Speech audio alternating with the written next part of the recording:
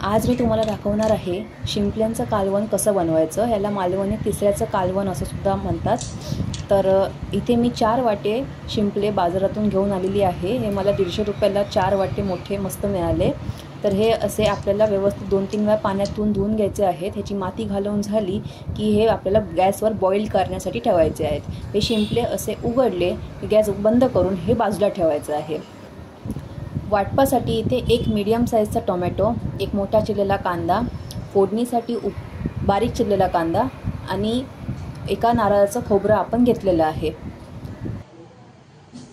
त्यानंतर एका बाजूला 8 ते 9 लसूणच्या पाकळ्या खलबत्त्यात ठेचून घ्यायच्या आहेत।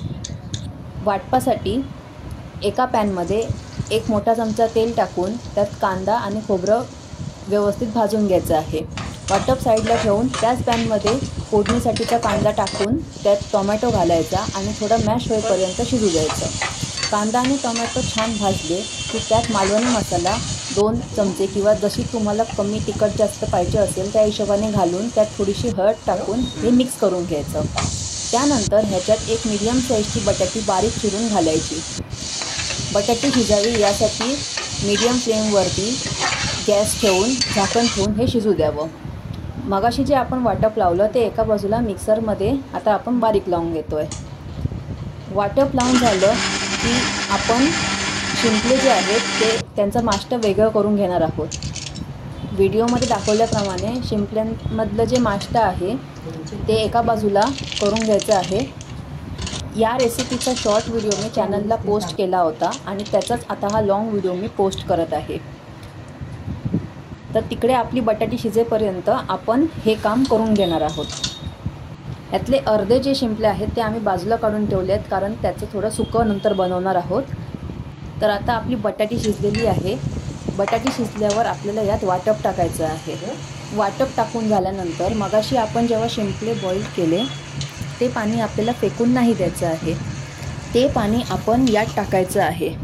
तर आता आपण इथे शिंपले ह्यात ॲड करणार आहोत। शिंपले टाकून झाले की ह्याला व्यवस्थित मिक्स करून घ्यायचं आहे आणि मीठ टाकायचं आहे। हे शिजेस्तोवर सांगते, तर तुम्ही चॅनलला आमच्या नवीन आला असाल तर लाईक, शेअर आणि सबस्क्राईब करायला विसरू नका आणि इंस्टाग्राम आयडीला मला फॉलो करा, कोकणकन्या 299 या आयडीवरती। तर आता आपण इथे शिंपल्यातलं पाणी होतं ते टाकलं आहे आणि ही आपली आता ग्रेव्ही आपण कन्सिस्टन्सी जशी हवी तशी करून घ्यायची आहे आणि आता ह्याला मीडियम फ्लेमवरती शिजू द्यायचं आहे। तर आता याला उकळी आलेली आहे। हे आम्हाला थोडं कमी तिखट वाटतं म्हणून आम्ही यात थोडा अजून मसाला टाकला। ही रेसिपी बनवणं खूप सोपं आहे।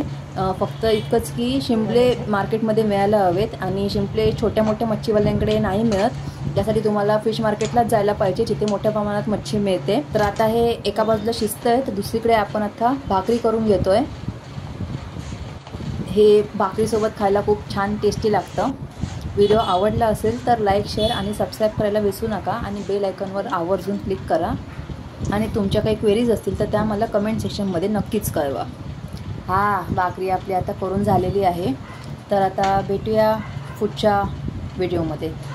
Bye, tata, take care.